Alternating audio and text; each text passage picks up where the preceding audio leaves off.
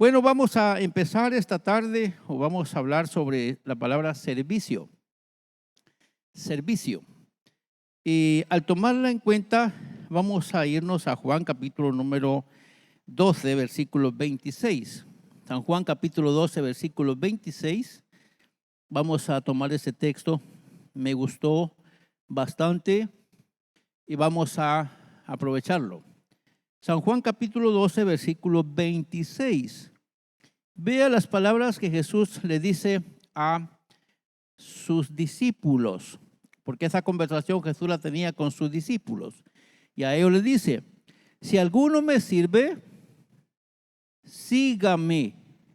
Y donde yo estuviera, donde yo estuviere, allí también estará mi servidor. Si alguno me sirviere, mi Padre le honrará. Bonito pasaje. Y creo que ya lo entendimos. No deberíamos hablar mayores cosas.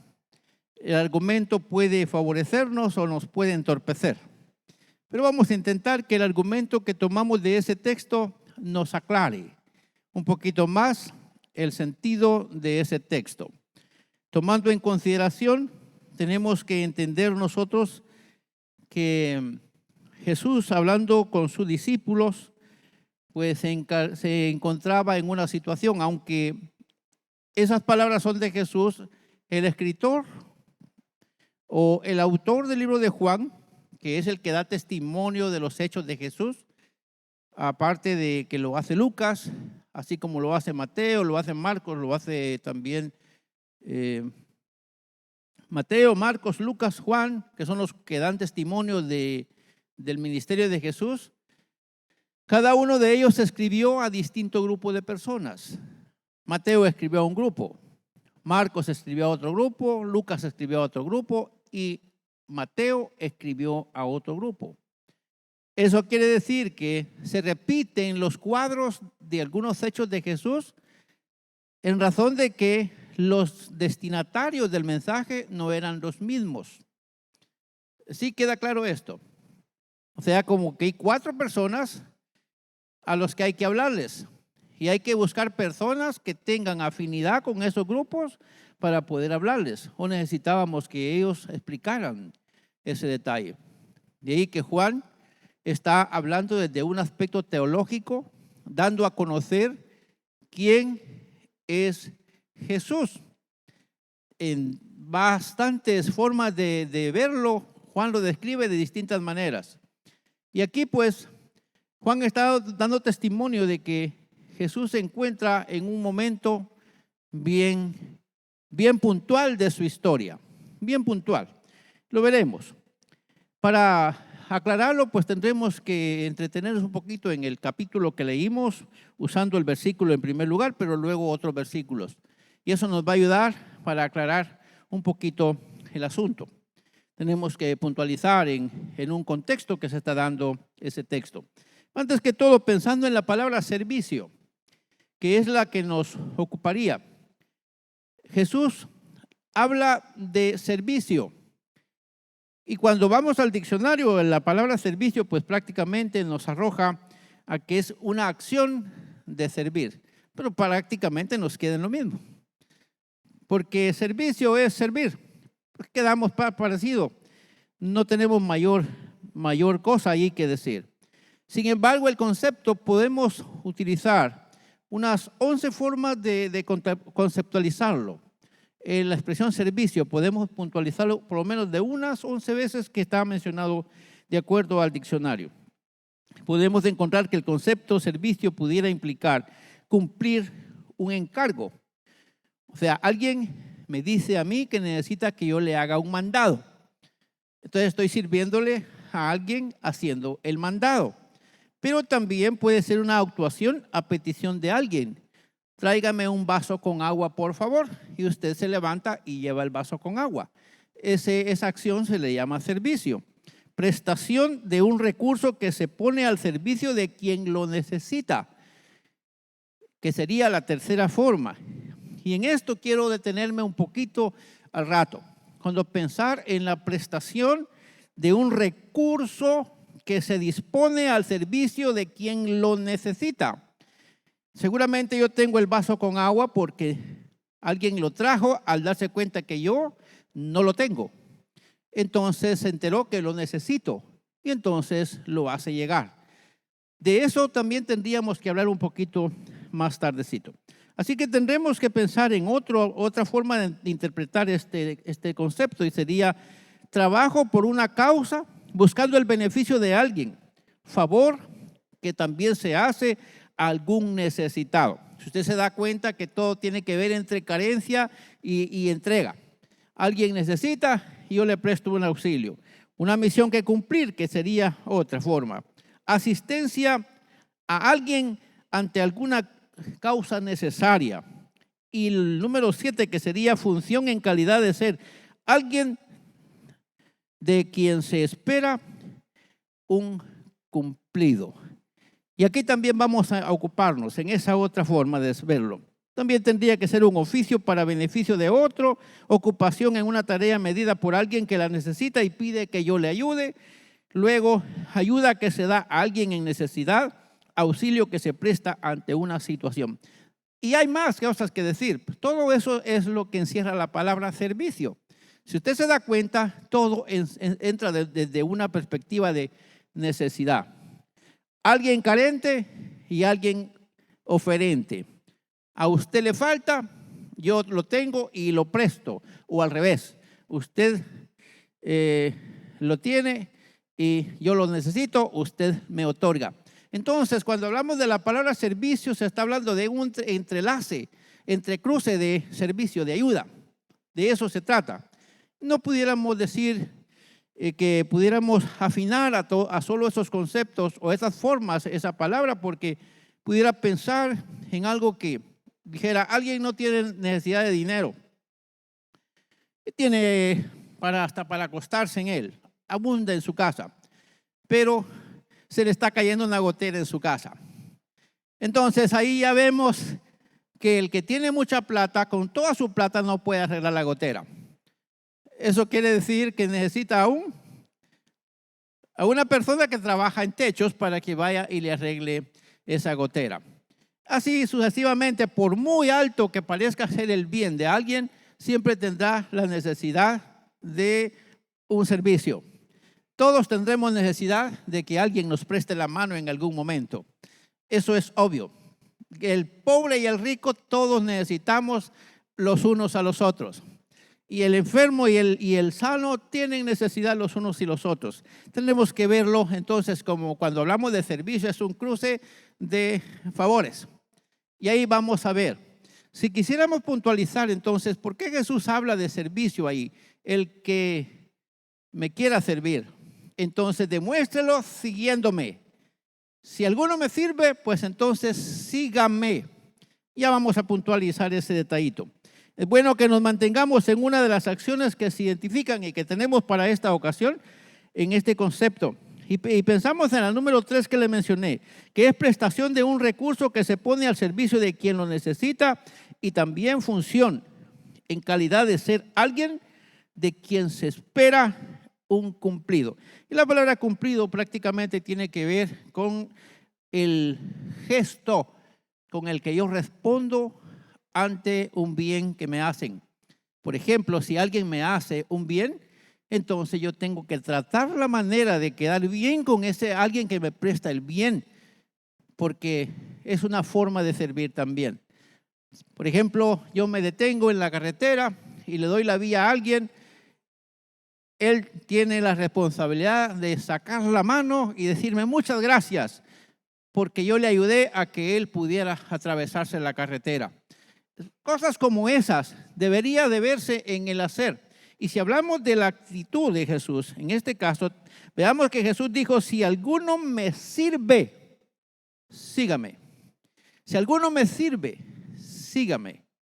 Mira, aquí ya tendremos que ver qué cosas tenemos nosotros que le sirven a Jesús y qué cosas tiene Jesús que nos sirven a nosotros. Vamos a puntualizar eso. ¿Qué cosas tiene Jesús que nos sirven a nosotros y qué cosas tenemos nosotros que le sirven a Jesús? ¿O usted cree que nosotros no tenemos algo para servir a Jesús?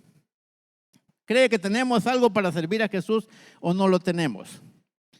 ¿Sí tenemos o no tenemos? Pero acabamos de decir que Dios, que es Jesús, es el que está por encima de todo. Y ya se pensó en la grandeza y luego cómo Él nos atiende siendo tan finitos. La pregunta es, si Él tiene todo y lo posee todo, ¿en qué nos necesita a nosotros para que le sirvamos? ¿En qué? Y eso es lo que tendríamos que puntualizar cuando pensamos en nuestra participación como creyentes en la tierra. No crea que estamos aquí por un simple estar. Hay un propósito para el estar. Él sabe por qué nos compró a nosotros, por qué se nos apareció a nosotros y por qué nos tomó el corazón para su casa. Porque Él sabe que en nosotros también hay un recurso que podemos poner a su disposición. Y no que sea un culto misionero.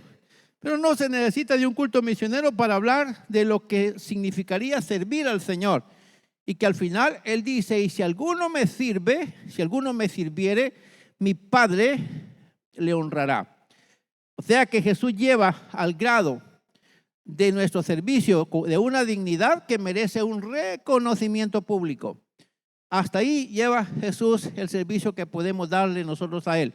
Si alguno me sirviere, mi Padre le honrará. Ahí llegó Él con sus expresiones.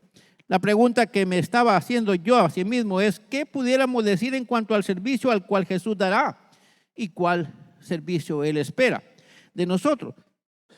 Y veamos el contexto. Hablando del contexto en el que suscitó esa declaración de Jesús, Jesús se encontraba ante un cuadro. Y según el texto dice que unos griegos buscaban a Jesús. Unos griegos buscaban a Jesús.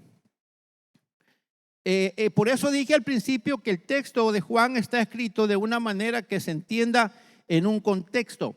Y es que en el tiempo de Juan había una forma de doctrina y en la que no se pensaba que Jesús fuera tan importante para ser salvo. No era tan necesario, porque los seres humanos podían alcanzar a Dios a través de la intuición. O sea que el tal Jesús no era necesario porque Dios sin Jesús podía hacer algo en la gente. No era necesario. Por eso es que Juan presenta a Jesús de varias maneras, entre ellas como el Salvador del mundo. Juan lo presenta porque Jesús es necesario para la salvación de las personas.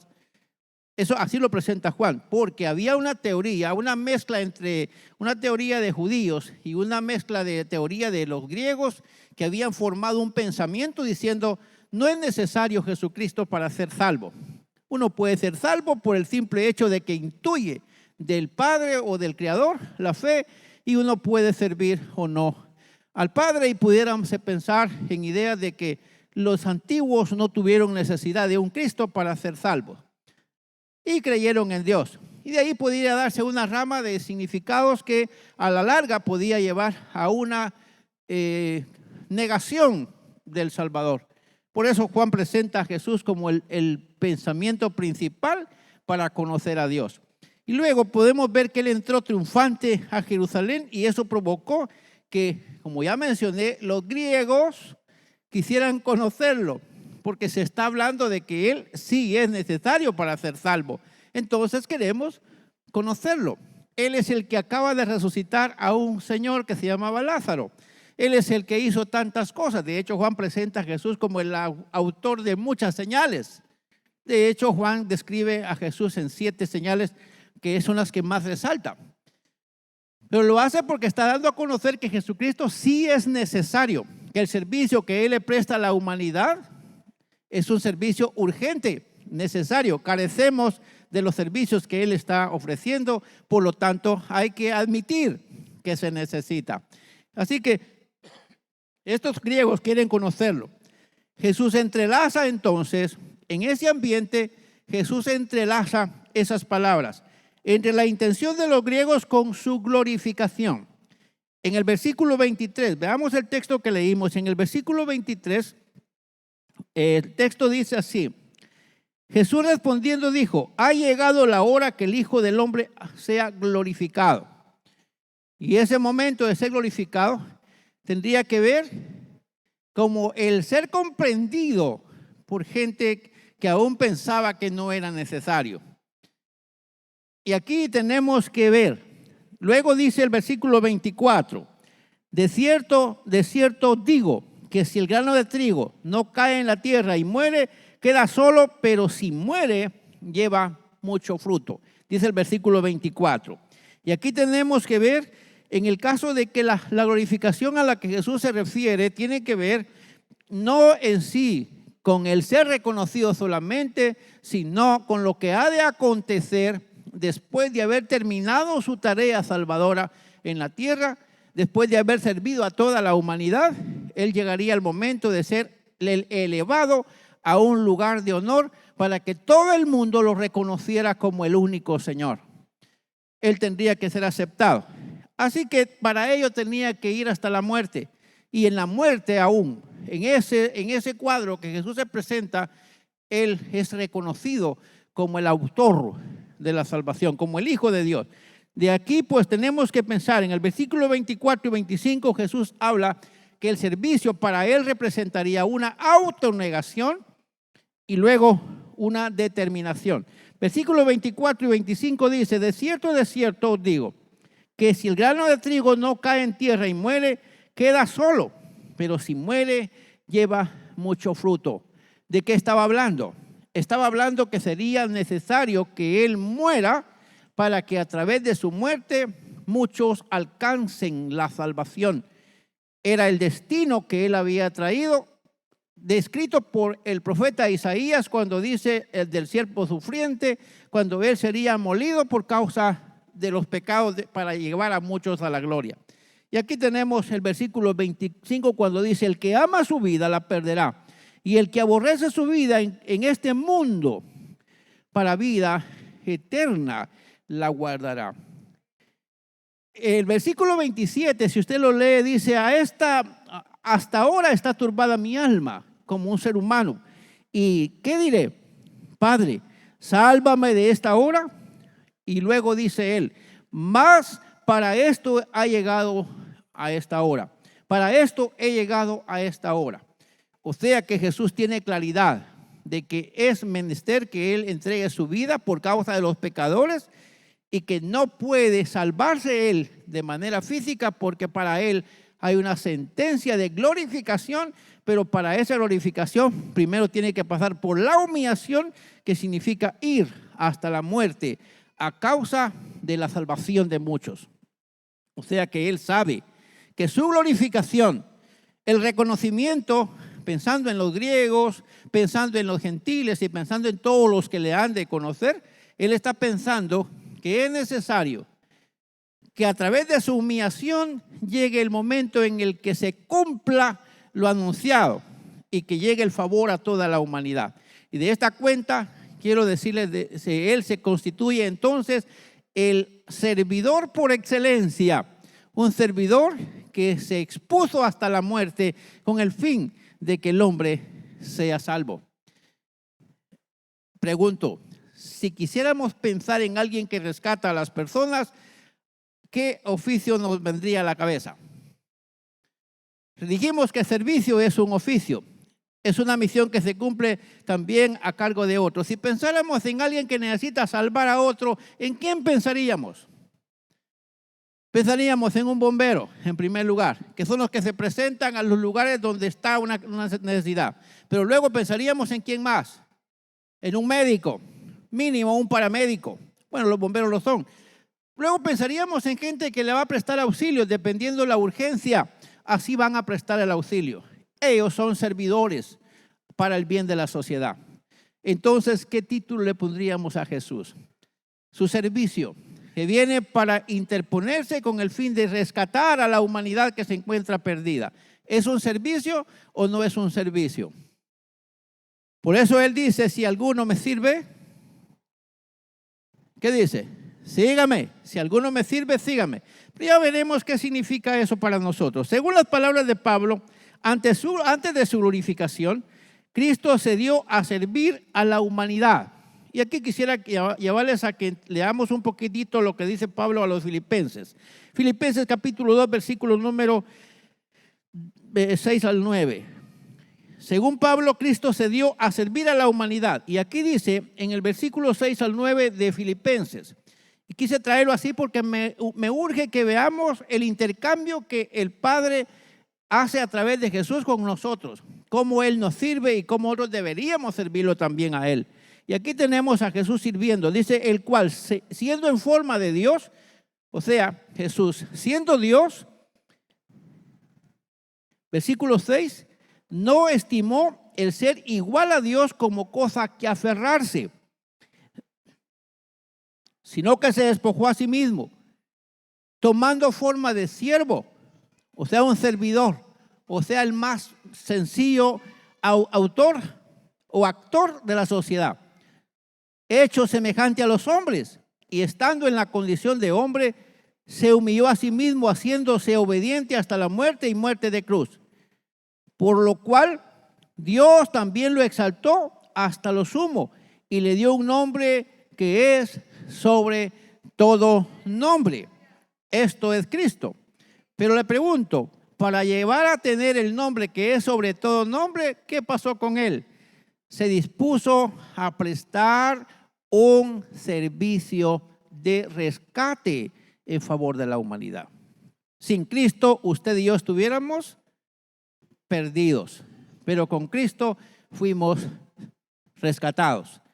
Así que Cristo presta el servicio más grande a la humanidad y es de ofrecerse para rescatarla de la línea de pecado que tenía en sí. Ahora, según Pablo, en consecuencia debe haber una respuesta saludable del creyente. O sea que no solamente yo voy a recibir el servicio de Él, sino yo también debería pensar en el servicio que Él me va a dar o el servicio que le tengo que dar. Según Pablo, en consecuencia debe haber una respuesta saludable del creyente. En Filipenses capítulo 2, versículo 5, ahí leemos de nuevo. Y Pablo dice, haya pues en vosotros este sentir que hubo también en Cristo Jesús. Haya pues en vosotros también este sentir que hubo en Cristo Jesús. O sea que si Jesús se humilló a servir, nosotros también debemos hacer esto. Y aquí diríamos que Pablo está pensando en que nos prestemos al servicio de otros. Pero Pablo mismo dice, pudiera ser, dice Pablo, que muera algún justo por el justo o el bueno por el bueno. He sabido de personas sanas, saludables, que dicen, voy a donar un riñón para salvar la vida de mi madre, de mi padre o de un hermano. Así que donan un riñón a favor de su mamá, su papá o su familiar. Pero yo quisiera preguntarlo si lo hace con la misma presteza por un enemigo que le desea la muerte. ¿Cree usted que lo haría de la misma manera? Así como ofrenda un riñón para un hermano, una hermana, un familiar, ¿lo haría igual con un enemigo que sabe que lo quiere matar? ¿Verdad que no lo haría igual? Entonces Pablo dice, pudiera ser que alguien tenga la capacidad de hacer algo por el bueno, pero Dios muestra su amor para con nosotros en que siendo aún pecadores, o sea, enemigos de Él, ¿qué hizo Cristo? Murió por nosotros. Entonces Pablo nos lleva otra vez a pensar y dice, es necesario que haya en ustedes el mismo sentir que hubo también en Cristo Jesús, lo cual servirá a Cristo para que su nombre sea glorificado en la tierra. Y veamos lo que dicen los versículos 10 y 11 de Filipenses, capítulo 2. Y ahí dice, para que en el nombre de Jesús se doble toda rodilla de los que están en los cielos y en la tierra y debajo de la tierra. Y luego, y toda lengua confiese que Jesucristo es el Señor, para gloria de Dios Padre. Ahí tenemos el versículo leído de Filipenses capítulo 2, versículos 10 y 11. Hermanos en el Señor, yo pienso que si Jesús está esperando un servicio de nosotros, aunque lo estaba dando por los discípulos, lo que estaba en camino era, diga conmigo, una autonegación. Los discípulos estaban sentenciados a ser testigos de Cristo. Eso dice capítulo 1, versículo 8 del libro de los Hechos. Dice, recibiréis poder y me seréis testigos La palabra testigo equivale a alguien que tiene que dar su misma vida por el testimonio que va a dar. O sea, la palabra mártir. Los discípulos estuvieron sentenciados al martirio y de hecho todos fueron martirizados. Aunque uno de ellos no murió, pudiéramos pensar en Juan, él no murió como murieron los otros, de todos modos fue martirizado. No que lo mataran, pero lo llevaron a situaciones caóticas para desesperarlo en cuanto a su fe. Eso quiere decir que el ser cristiano, desde la perspectiva de Jesús, representaba una autonegación y una determinación al grado de que si le tocaba exponer su vida por causa de la fe, habría que hacerlo. De eso estaba hablando Jesús con sus discípulos. Acuérdense que estaba en un contexto en el que él está hablando, yo tengo que morir. El grano de trigo va a morir para que luego haya producción. ¿De qué estaba hablando? Estaba hablando de la proliferación del pueblo cristiano a causa del sacrificio de uno. De eso estaba hablando. Y habría muchos hijos para Dios gracias a la muerte del Hijo de Dios, que pudiéramos verlo de esa manera. Entonces, hermanos, o sea que la invitación de Cristo, si pudiéramos verlo, la invitación de Cristo, si alguno me sirve, sígame, diga conmigo, es un reto a la autonegación. O sea, la invitación que Cristo está haciendo a servirlo y a seguirlo es un reto a la autonegación y también a la determinación. No se estaba diciendo, miren ustedes, quiero formar un partido político. ¿Y cuántos me quieren seguir? Bueno, por supuesto, si me vas a dar un buen puesto, yo me apunto. Yo te voy a ayudar. Pero aquí no se estaba hablando de ejercer un puesto político. Aquí se estaba hablando de ofrendar su vida por otros. De eso estaba hablando. Ofrendar su vida por otros. Y usted dirá, ¿y a dónde nos piensa llevar con ese su pensamiento? Bueno, pues a eso, a que si tenemos la necesidad de ofrendar nuestra vida por otros, tendríamos que hacerlo si estamos dispuestos a dar todo por nuestro Señor. O sea, autonegarnos. Jesús dijo, si alguno quiere venir en pos de mí, ¿qué dijo? Niéguese a sí mismo, tome luego su cruz, que la palabra cruz significa sufrimiento, y luego sígame. Eso es lo que Jesús dijo. Aquí tenemos entonces que reconocer que el versículo 24 dice, si el grano de trigo no muere, o sea, tendría que morir para que haya producción. Y luego el 25 dice, y si alguno ama su vida, que quiero que lea conmigo Juan capítulo número 12 que estamos viendo para que lo vea ahí, cómo Jesús está tomando ese pasaje. Y dice el versículo 25, el que ama su vida, la perderá. Y el que aborrece su vida en este mundo, para vida eterna la guardará. ¿De qué estaba hablando? Estaba hablando de definirse si estaba en la capacidad de negarse a entregarse o estaba dispuesto a entregarse. Y ahí es donde se tiene que ver de la autonegación. Yo tengo que pensar que ya no vivo yo, dijo Pablo, sino que ahora Cristo vive en mí. Así que, hermanos amados, la intención que Jesús tuviera es que el creyente tenga fruto. La determinación es importante, no tiene que ver con imposición externa, no tiene que ver con un lavado de cerebro, sino con la respuesta espontánea que el creyente ofrece al Señor. En este caso, cuando hablamos de la determinación, sería o es la respuesta espontánea del creyente al amor sacrificial de Dios y a la esperanza de la vida eterna. O sea que yo no me estoy negando a mí mismo a ciegas. Sé que mi autonegación y mi determinación va a traerme resultado. Va a traer resultado para la obra de Dios y me va a traer resultado también a mí. O sea que tengo que estar consciente. ¿Cuáles serán mis resultados? En primer lugar, soy salvo. Y en segundo lugar, tengo que entender que muchos pueden ser ayudados a causa de mi forma de vivir. Y es ahí donde tenemos que pensar el Evangelio, no es solo para vivirlo yo, es también para ayudar a otros a que vivan la gracia de Dios. Por eso es que tenemos que morir a nosotros, autonegarnos, porque muchas veces vamos a tener que hacer las cosas por ayudar a otros y cuesta. Y voy a ponerle a usted un ejemplo. Cuando alguien se golpea y usted trata de ayudarlo, él da unos gritos y lo ve a usted con una cara no agradable, porque él sabe que le duele y no le importa que lo está ayudando, lo que quiere es ayudarlo. Trata, a veces algunos hasta dicen malas palabras, porque no están visualizando el favor que se les está haciendo, sino ellos están considerando su necesidad solamente. Cuando pensamos entre los seres humanos, todos tenemos una palabra que se llama ego, 3 letritas, ego. Y ese ego nos hace pedazos, porque cada quien quiere jalar agua para su molino. Y entonces cuando nos vemos en esa situación, no estamos dispuestos a dar nuestra vida por los demás. No estamos dispuestos a vivir al gusto de los demás.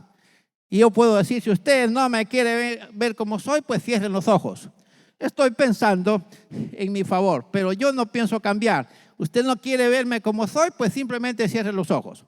Y arreglado el problema, pero estoy enriqueciendo mi ego. Todos somos así. Así que tenemos que pensar hasta dónde también tenemos que entregar nuestra vida. Cuando con nuestro servicio respondemos al afecto de Cristo, tenemos que llegar a pensar, en consecuencia honramos su sacrificio, andamos como es digno del cristiano y luego brindamos un servicio de honor. Yo quisiera decirle, ¿cómo se sentirá Cristo cuando ve gente que se porta bien y otros son influenciados con ese bien que hacen para llegar al camino de la verdad? Y aquí podemos ver que entonces provocaremos que el nombre de Jesús, o que en el nombre de Jesús se doble toda rodilla, de los que están en el cielo, en la tierra y debajo de la tierra, y que toda lengua confiese que Jesucristo es el Señor para gloria de Dios Padre. Cuando nosotros nos portamos bien, entonces la gente va a entender la razón de ser creyente. Pero si somos igual que los demás, entonces la gente se va a confundir y dice, para ir a la iglesia y ser como es fulano, entonces creo que no vale la pena, estoy mejor como estoy yo. O sea que por no morir a nosotros, estamos también emproblemando a otros. Sí se da a entender eso. La pregunta es, ¿será que ha pasado en nuestro contexto eso, que la gente nos señale y diga, pero no ese es el que estaba tocando la guitarra? ¿No ese es el que estaba predicando? ¿No es ese que estaba en el altar? En la mañana oía una oración de alguien aquí en el altar y decía, Señor, si hay pecado oculto entre nosotros, revélalo. Yo decía, pero ¿qué se le ocurre pensar que entre los santos hay pecados ocultos? ¿Será que hay? ¿Qué piensan ustedes? ¿Habrán pecados entre los santos? Hay cositas que si la gente se entera que nosotros las hacemos, no nos cree en la vida cristiana que llevamos. Y por eso es que se llama de pecados que la gente no se da cuenta, sin embargo, no son correctos o no son vistos según nosotros. Pero hay gente que se da cuenta que nosotros andamos con un piecito más largo que otro.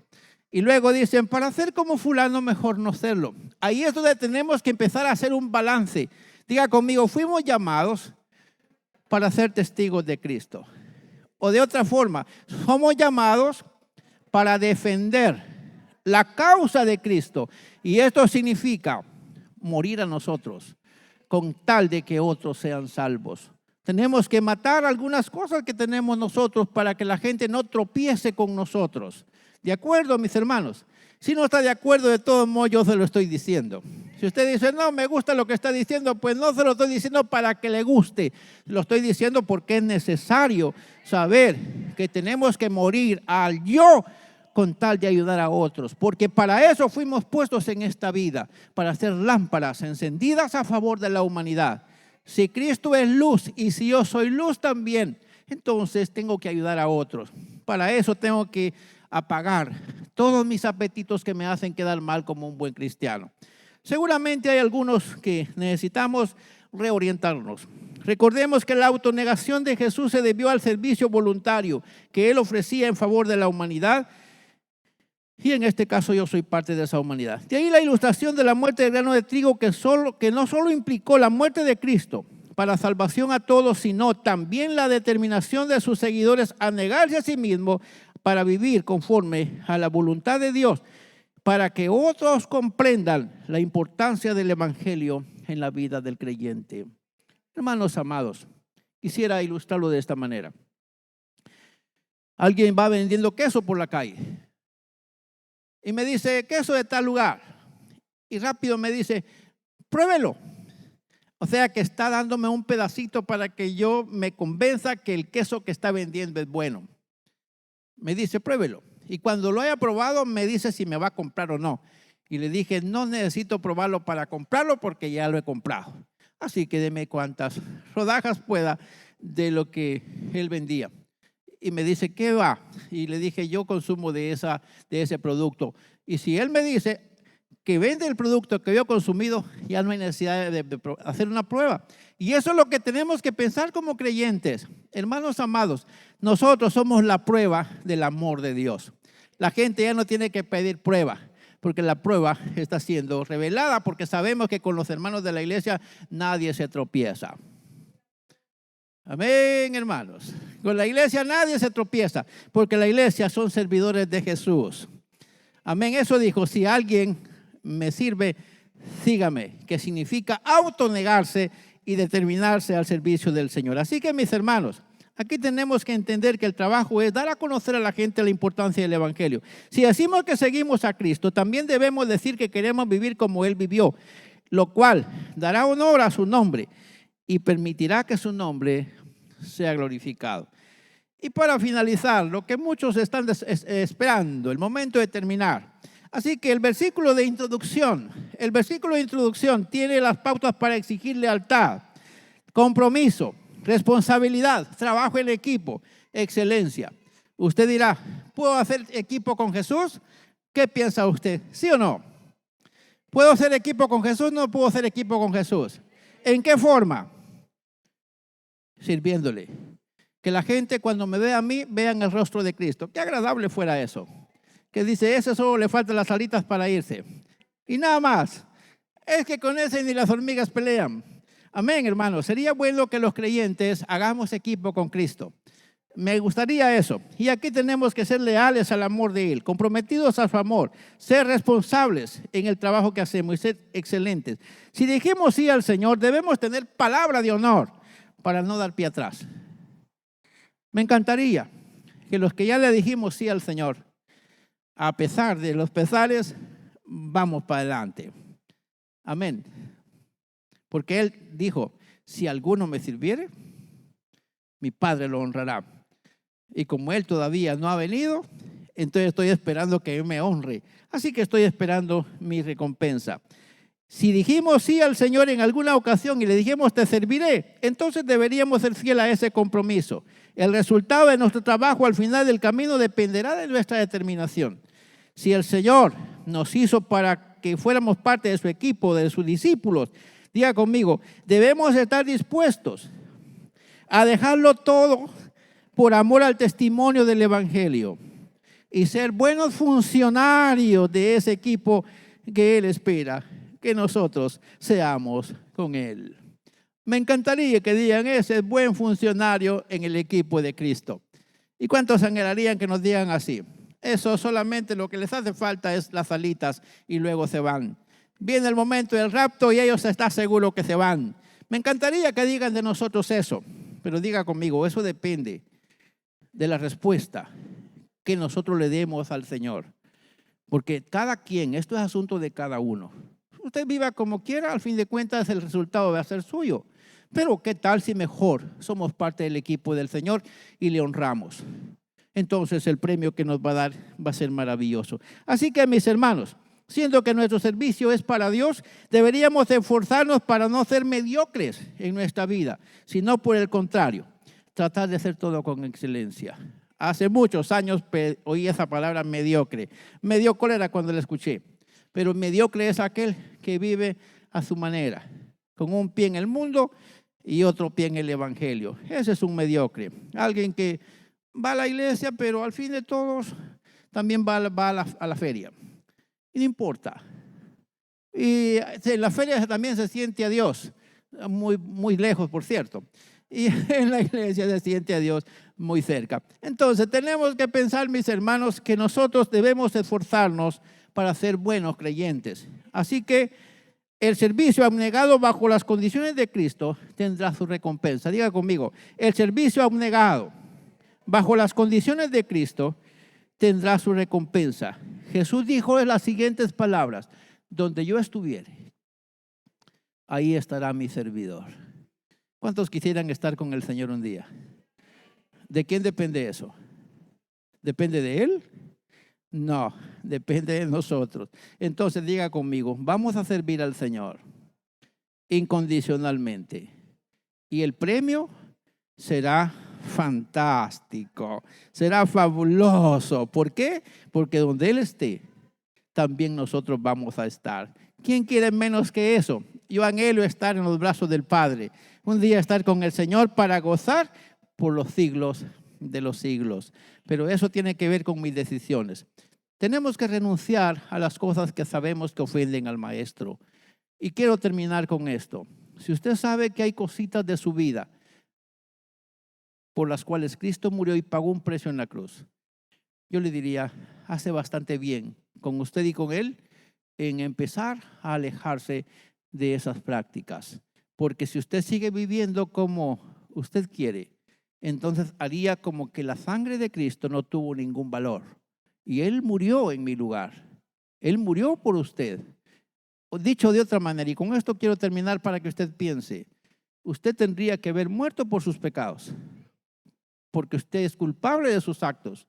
Todos tenemos ego y todos cometemos errores y nos encanta a veces hacer lucir el nombre de nosotros aunque estemos pasándonos por encima de otro. No importa, pero queremos relucir. Y Cristo murió por esa clase de vida que llevamos. Él no tenía ese defecto, pero Él, sabiendo que estábamos condenados a la muerte, Él dijo, voy a morir yo por ellos. Así que Él fue y murió por nosotros. ¿Qué quiere decir Él? Eso. Si nosotros fuimos representados en Él al ir a la cruz, entonces nosotros tenemos que andar aquí como Él estuviera caminando. Él seguiría caminando como lo que conocemos, un Dios de amor, una persona de bien, cariñoso con la gente, haciéndole favores a todo el mundo, haciendo quedar bien siempre su persona. Desear muchos estar con Él, muchos quisieran eso. ¿Está bien? Entonces, ese es un reto para nosotros, porque tenemos que empezar a ver a Cristo y representarlo a Él con una forma de andar, como si la gente dice, allí va Cristo por la calle. ¿Qué dirían de Cristo si pasara por las calles de Puerto Barrios? ¿Lo reconocería la gente? Claro que lo reconocería por sus obras. Pues ya no va a venir Cristo en persona, porque para eso lo tiene a usted. Entonces, hermanos, en el Señor, seamos servidores del Señor y en aquel día el Padre nos va a bendecir con una gran honra, diciéndonos, venid benditos de mi Padre, a heredar el reino de los cielos, el reino que ha sido preparado para ustedes desde antes de la fundación del mundo. ¿Cuántos quieren recibir esa bendición? De seguro toditos. Entonces el reto es, si alguno me sirve, sígame. Sigamos a Jesús y sirvámosle, hagamos lo que nos toca y el premio será maravilloso. Padre, te doy gracias por esta reflexión que hemos tomado de tu palabra en esta ocasión. A lo mejor esto nos reta como creyentes, pero estabas pensando en formar un equipo con nosotros y de esa cuenta que nosotros fuéramos la voz que va a correr sobre la tierra. Los discípulos que recibieron esa voz tenían la obligación, la responsabilidad de negarse a sí mismos. De hecho, fue el reto que les hiciste. Si alguno quiere venir en pos de mí, tome su cruz cada día. Niéguese a sí mismo, sígame. Ayúdanos para poder entender lo que implica el negarnos a nosotros mismos, morir por la causa de esta fe. O sea, morir a nuestros deseos y apetitos. Decir no a lo que nos afecta como seres humanos. No quedarte mal porque tú ya limpiaste nuestra vida. La cruz del Calvario fue una sentencia que llevaste en tus espaldas para que nosotros fuéramos defendidos de ir allá. Esa sangre que vertiste fue nuestra sangre. Y en esa sangre que fue vertida, nuestros pecados fueron pagados. Y ahora para nosotros ya no hay ninguna condenación. Ayúdanos para vivir en honor a aquel que dio su vida por nosotros. Y de esa cuenta poder ser las personas que tú quieres que seamos para testimonio. Que la gente conozca lo importante que es vivir para ti. No solamente por la clase de religión, sino porque las personas que viven en esta religión son personas que hacen el bien a todas aquellas personas que les rodean. Gracias, Señor, por ayudarnos a vivir la vida que tú quieres. Ayúdanos con fuerza, con la fuerza de tu espíritu, para poder renunciar a esta vida y dar una vida para ti en el nombre de Jesús. Gracias por esta reflexión. La tomamos de tu palabra en el nombre de Jesús. Amén. Amén.